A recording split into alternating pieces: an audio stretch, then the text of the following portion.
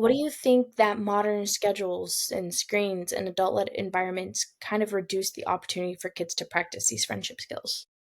Absolutely. I think that we definitely have a lot of cases of overscheduling and being involved in too many things, and the importance of downtime and just that free kind of natural interactions and explorations are super valuable. And you're right, it doesn't happen a lot. And even in schools, right? Nowadays, more and more, because it's like, oh, we got to go to this class, and then we're moving to this, and then we're moving to this, and then we're moving to this. So even that, even in early childhood classrooms, Mhm. sadly, I feel like less and less children have the time to just interact naturally on their own, right? Everything rather than, okay, we're doing this and now we're moving to this and now we're moving to this, and meeting those and, oh, we should do music class and then we got to go to sports and we got to go to soccer.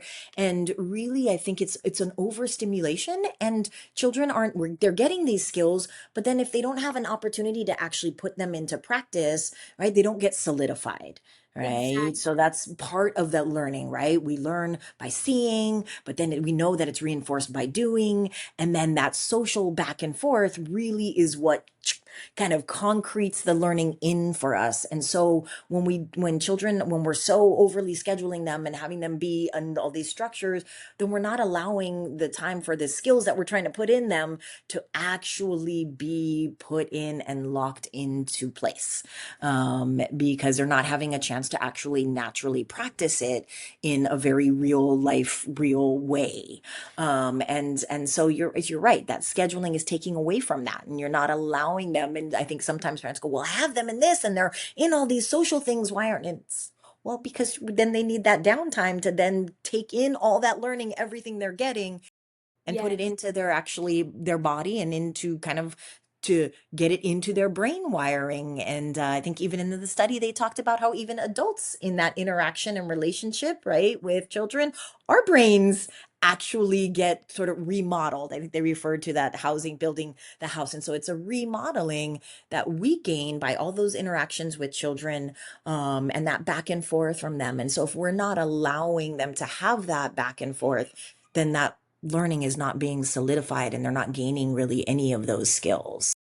Exactly, and you see that in so many child and adolescent studies that children are being shown how to do all these things, but there's no room for practice. Not a single thing, whether it's they're watching through the television and there's not an actual person to practice with.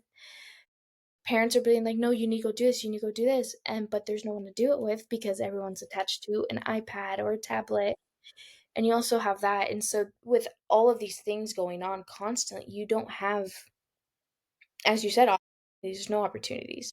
And, I'm currently raising a young child, and something that I'm learning in my day-to-day experience is there's no point to make a happy baby happier. You shouldn't make a happy kid happier.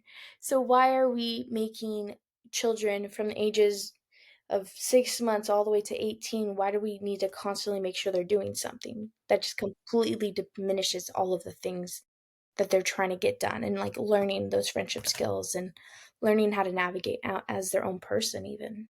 Absolutely. Yep. All of those things they need to have challenges that they navigate. And I think that's another thing when we're here and we're on a schedule and this, we take away a lot of, we do a lot because it's like, okay, wait, we got to go.